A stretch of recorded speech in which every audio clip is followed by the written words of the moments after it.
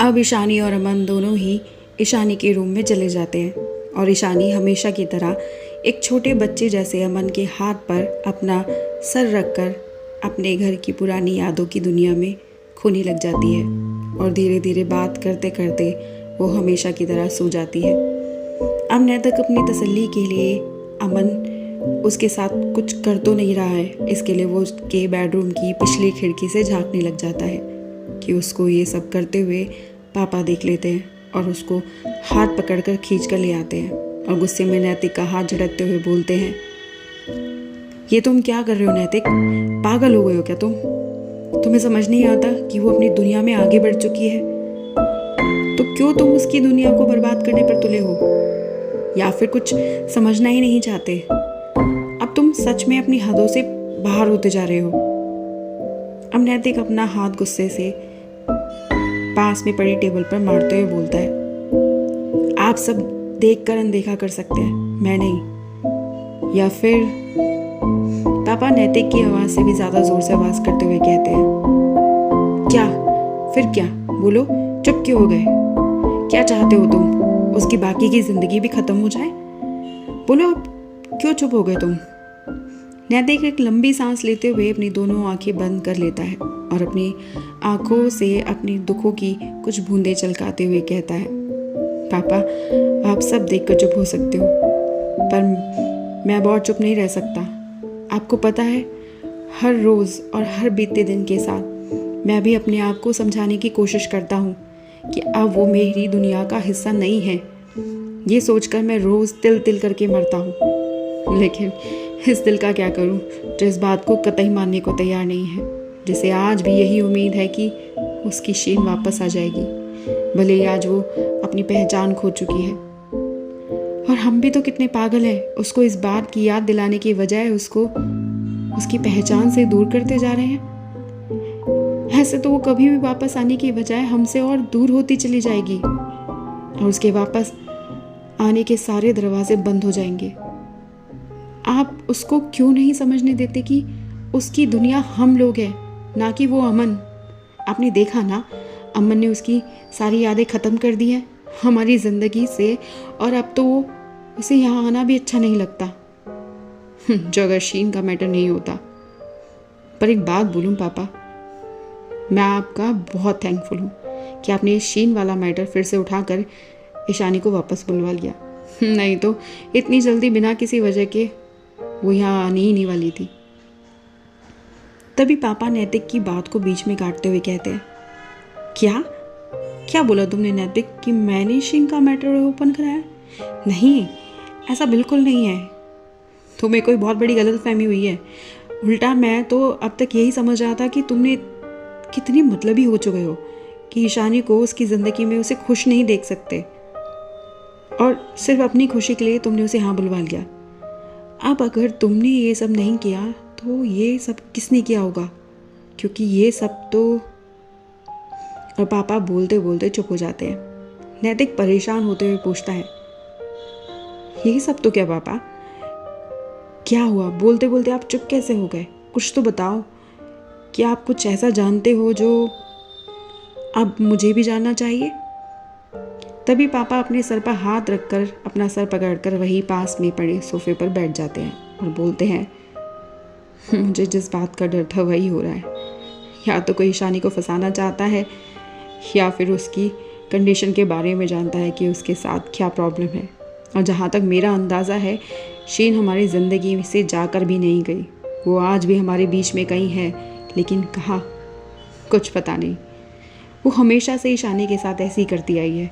उसे हमेशा ईशानी को बुरा बनाया और ईशानी से हर वो उसकी मनपसंद चीज़ छीनने की कोशिश की है जो उसके साथ थी।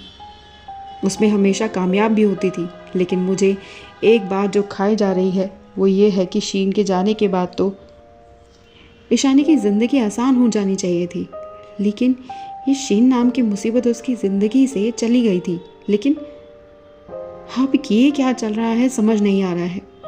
मरकर भी वो उसकी ज़िंदगी से नहीं गई। समझ नहीं आ रहा कि ये सब चल क्या रहा है। और तुम तो जानते ही हो, उस हादसे की बात कोई नहीं करता और मुझे भी अपनी पावर यूज़ करके उस केस को रफा दफा करवाना पड़ा। और आज वही सब बातें खुलकर आ रही हैं। तभी नैतिक ईशानी की तरफ इशारा करते हुए कहता है, कहीं ऐसा तो नहीं पापा ये सब ईशानी करवा रही हो? पर वो ये सब ऐसा क्यों करेगी, क्योंकि वो तो खुद इन सब बातों से दूर जाना चाहती थी। अगर ये ईशानी नहीं है तो फिर कौन कर रहा है? वैसे मुझे अमन भी कुछ ठीक नहीं लगता पापा, कहीं उसी ने तो नहीं करवाया ये सब। पापा बात को घुमाते हुए कहते हैं, नहीं नहीं नहीं, वो ऐसा क्यों करेगा, क्योंकि उसने तो उल्टा ईशानी को संभाला है।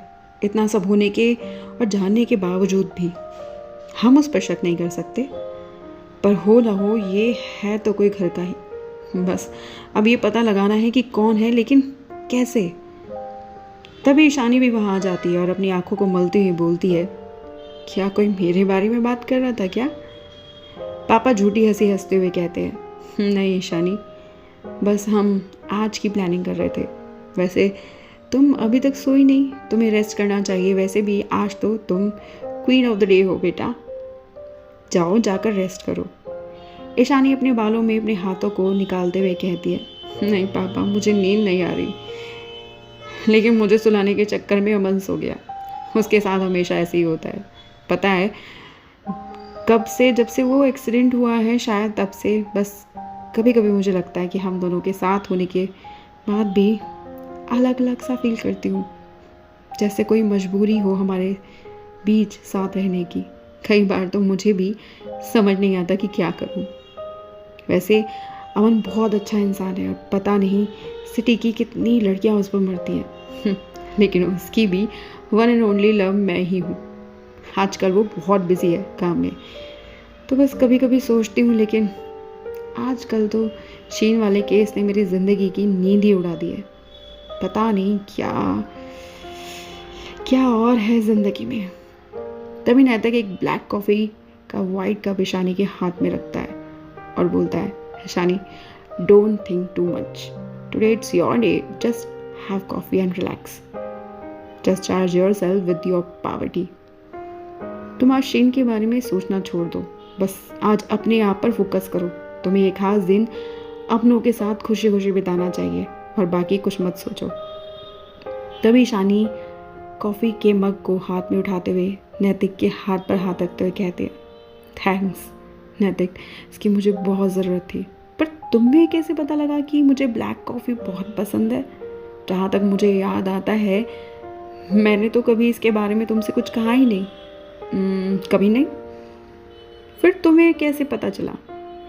नैतिक एक हल्की सी स्माइल देते हुए बोलता है, जब अपने परेशान हो तो दिल उन्हें अपने पास बुलाने का तरीका ढूंढ ही लेता है। मेरा मतलब है बस ऐसे ही सोचा कि शीन को पसंद थी तो शायद मे बी तुम्हें भी पसंद आए, इसलिए बस बना दी। ईशानी कॉफ़ी का एक सिप लेते हुए कहती है, तुमने बिल्कुल ठीक किया और सही सोचा है। तो एक बात थी जो मुझ में और शीन में कॉमन थी, बाकी तो हम एक जैसे होते हुए हर चीज़ में अलग थे एक दूसरे से। खैर जाने दो। ये बताओ मेरी डार्लिंग परी कहाँ है? उसके बिना तो ये दिन कुछ भी नहीं है मेरे लिए। अब जब शीन नहीं है तो मैं ही उसकी माँ भी हूँ और मैं ही उसकी मौसी भी। नैतिक किचन से सटे हुए रूम की तरफ इशारा करते हुए कहता है, वो अपनी दूसरी मौसी के साथ अभी सोई हुई है। ईशानी स्माइल करते हुए कहती है, चलो अच्छा ठीक है, सोई है तो सोने दो, मैं उसे जल्दी उठाकर उसकी नींद नहीं ख़राब करना चाहती। वैसे मैं आज सोच रही हूँ कि क्यों ना आज शॉपिंग पर चला जाए परी के साथ, मेरा भी कुछ मूड फ्रेश हो जाएगा और मैं कुछ नया सामान भी खरीद लूँगी। नैतिक हामी भरते हुए कहता है, ओके चलते हैं, ब्रेकफास्ट के बाद करके चले। और ईशानी अपना कप हाथ में लेकर लिविंग रूम से सीधे गार्डन में चली जाती है।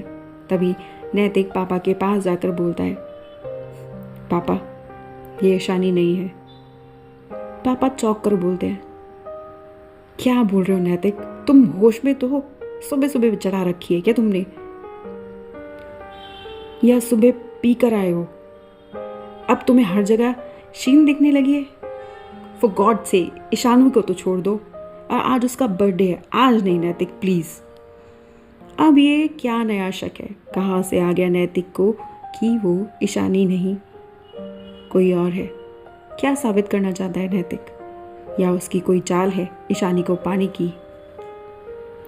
सवालों से घिरी